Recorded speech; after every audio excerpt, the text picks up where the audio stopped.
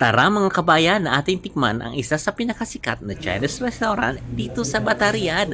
Ayan ating subukan at pinagkakaguluhan ng ating mga kababayan. Ayan nga, ikaw mismo ang pipili ng gusto mong sahog.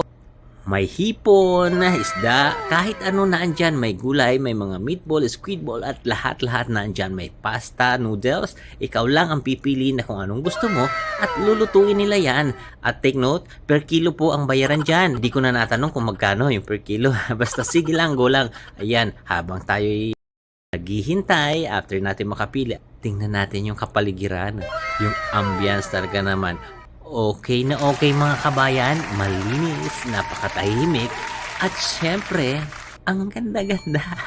Ayan nga, tingnan mo pa lang talagang sa interior design pa lang talagang papawa ka at saka talagang kitang-kita mo na Chinese. Ayan na nga mga kabayan, i-serve na sa atin. Talaga napakalaki ng serving ng mga kabayan.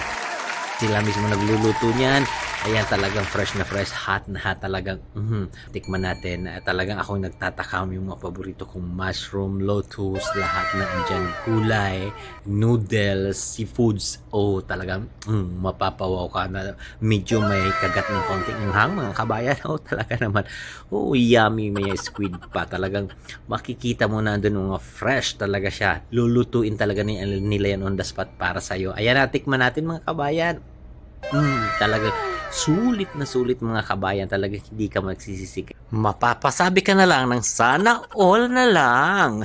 Mahan pa natin ng lemon with jasmine flavor. Talaga namang sobrang refreshing mga kabayan. Kaya anong hinihintay nyo? Tara na at inyong subukan. Talaga namang tayo mapapawaw.